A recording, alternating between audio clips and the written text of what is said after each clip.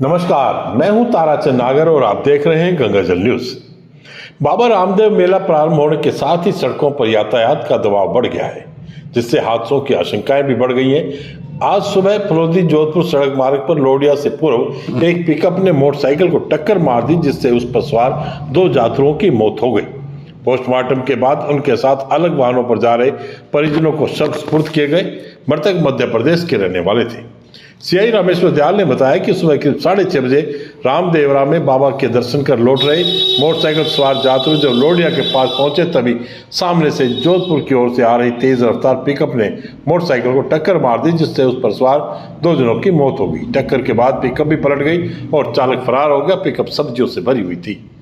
CI ने बताया कि मृतकों की पहचान मोहन राम 48 वर्ष पुत्र राम सिंह मालवीय निवासी ओलाखेड़ा पुलिस थाना परोलिया मध्य प्रदेश और भगवान सिंह 27 वर्ष पुत्र बद्रीलाल मालवीय निवासी मुकुंदपुरा पुलिस थाना माचलापुर जिला राजगढ़ मध्य प्रदेश के रूप में हुई है। मृतकों के परिचित अन्य वाहनों पर सवार थे। उनके आग्रह पर पोस्टमार्टम कर शव उन्हें सौंपे गए, जिन्हें वे अलग वाहन से गाँव के लिए लेकर रवाना हुए। गत सप्ताह हुई भारी बरसात से यूं तो पूरे जिले में भारी नुकसान हुआ है, लेकिन मलार ऋण क्षेत्र में नमक उद्योग की कमर टूट गई है।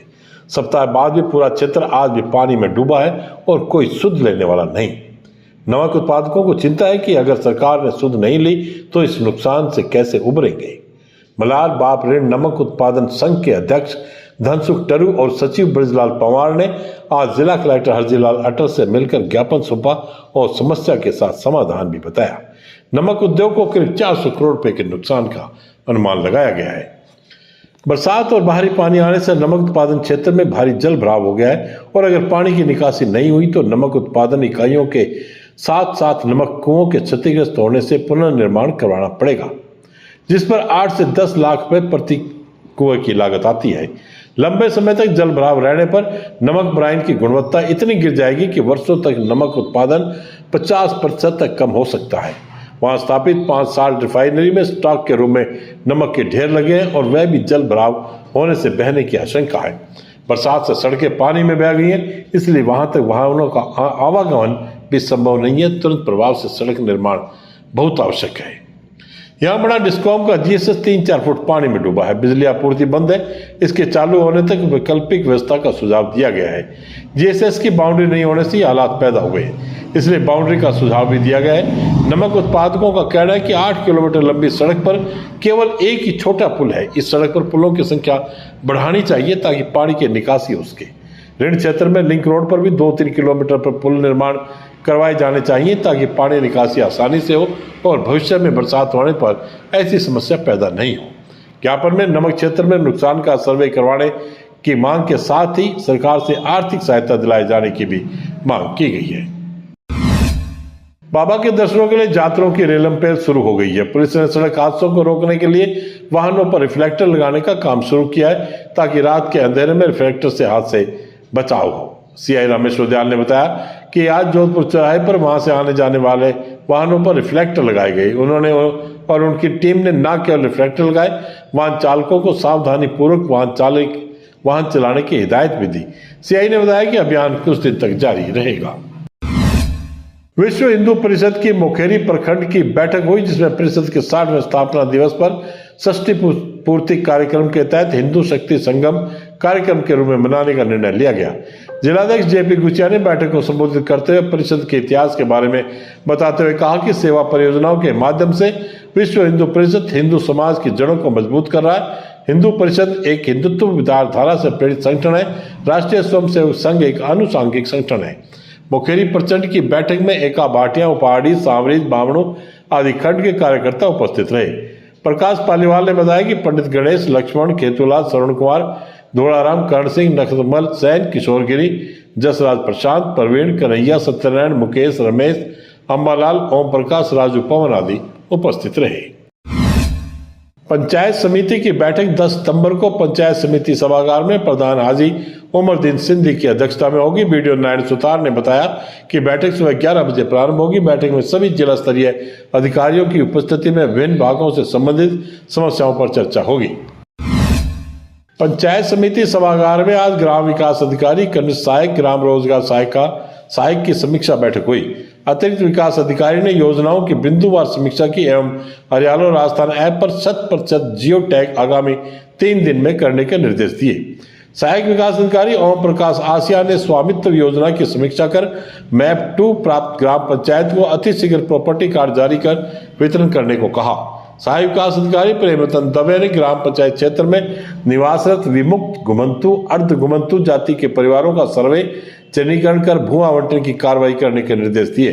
दवे ने बताया कि राज्य सरकार द्वारा जारी निर्देशों के अनुसार उक्त वर्गों को 1350 वर्ग फुट भूमि का आवंटन निःशुल्क किया जाएगा ताकि इनका पुनर्वास हो सके।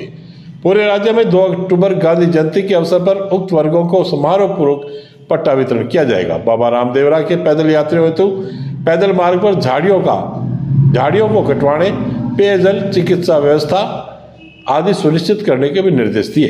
बैठक में स्वच्छ भारत मिशन, प्रधानमंत्री आवास योजना, महात्मा गांधी नरेगा योजना, समायोजन, राजस्थान संपर्क पोर्टल पर प्राप्त परिवादों के निस्तारण आदि की भी समीक्षा की गई।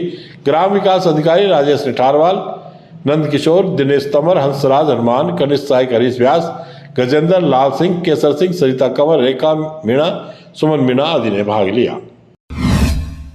जिले में अस्थि रोग संबंधी दिव्यांग जनों के दिव्यांग कार्ड जिला अस्पताल फलोदी में बनने आज से प्रारंभ हो गए हैं। सीएमएचओ डॉक्टर अभिषेक अग्रवाल ने बताया कि जिला बनने के बाद आज पहली बार लगे कैंप में 27 दिव्यांग पहुंचे। जांच के बाद 13 जनों के दिव्यांग कार्ड बनाए गए। उन्होंने बताया कि पूर्व में भारत सरकार के यूडीआईडी पोर्टल पर जिला फलोदी मैप नहीं था, जिस वजह से दिव्यांग जनों को परेशानी होती थी और जोधपुर जाना पड़ता था। अब जिला फलोदी इस पोर्टल पर मैप हो गया है तथा कान, नाक और गला विशेषज्ञों की टीम भी गठित कर दी गई है। गुरुवार एवं शुक्रवार को जिला अस्पताल फलोदी में दिव्यांग कार्ड बनाए जाएंगे। उत्तर पश्चिम रेलवे जोधपुर मंडल के रेलवे स्टेशनों पर यात्रियों की सुविधा के लिए फलोदी सहित मंडल के सभी रेलवे स्टेशनों पर ऑनलाइन भुगतान हेतु टिकट खिड़की पर 162 क्यूआर डिवाइस लगाए गए हैं, जिससे यात्री ऑनलाइन भुगतान कर अपना टिकट आसानी से ले सकेंगे। इससे यात्री को लाइन में लगने की परेशानी से निजात मिलेगी और समय भी बचेगा। उत्तर पश्चिम railway dynamic QR code commissioning में संपूर्ण भारतीय रेलवे में प्रथम स्थान पर है। मंडल रेल प्रबंधक पंकज कुमार सिंह के निर्देशन में रेलवे स्टेशन बुकिंग खिड़कियों पर डिजिटल सुविधा हेतु मंडल के 124 लोकेशनों पर डिजिटल भुगतान हेतु डायनामिक क्यूआर कोड कमीशनिंग का 100% लक्ष्य पूरा हो गया है। रेलवे की इस नई व्यवस्था से लोग रेलवे स्टेशन पर मौजूद टिकट काउंटर पर भी क्यूआर कोड के जरिए पेमेंट कर सकेंगे। इसमें पेटीएम, गूगल पे और फोन पे जैसे प्रमुख यूआईपी मोड से भुगतान किया जा सकता है। वरिष्ठ मंडल वाणिज्य प्रबंधक विकास खेड़ा ने बताया कि जोधपुर मंडल के सभी रेलवे स्टेशनों पर ऑनलाइन भुगतान की सुविधा चालू कर दी गई है। डिजिटल इंडिया को बढ़ावा देने के लिए जोधपुर मंडल के 124 रेलवे स्टेशनों की टिकट खिड़की पर 162 क्यूआर डिवाइस लगाई गई है। इन्हें मंडल सहित सभी रेलवे स्टेशन पर लगाया गया है, जिससे प्रतिदिन रेलवे स्टेशनों से यात्रा करने वाले यात्रियों की सुविधा में विस्तार हुआ है। अब यात्री रेलवे स्टेशन की टिकट खिड़की पर लगे क्यूआर डिवाइस द्वारा ऑनलाइन भुगतान कर अपना टिकट बना सकेंगे।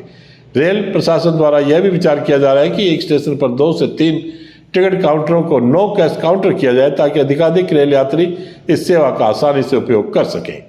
डीआरएम सिंह ने बताया कि रेलवे स्टेशनों पर पैसेंजर्स की लंबी भीड़ से निजात दिलाने और डिजिटल इंडिया की तरफ एक और कदम बढ़ाते हुए अब रेलवे स्टेशनों पर अनारक्षित टिकट काउंटरों पर भी ऑनलाइन डिजिटल भुगतान प्रारंभ कर दिया गया है।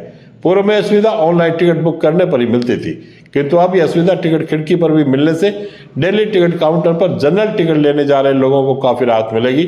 यूपीआई के जरिए डिजिटल पेमेंट से लोगों को खुले पैसे की परेशानी से भी निजात होगी। इसके साथ ही टिकट काउंटर पर मौजूद कर्मचारी का कैश मिलाने में लगने वाला समय भी बचेगा। डिजिटल पेमेंट के जरिए कम समय में लोगों को टिकट मिलेगा, जो कि पूरी तरह से ट्रांसपेरेंसी को भी बढ़ावा देगा। आज बस इतने ही समाचार, कल फिर आपसे मुलाकात होगी। तब तक के लिए मुझे दिया गया धन्यवाद। शुभ रात्रि।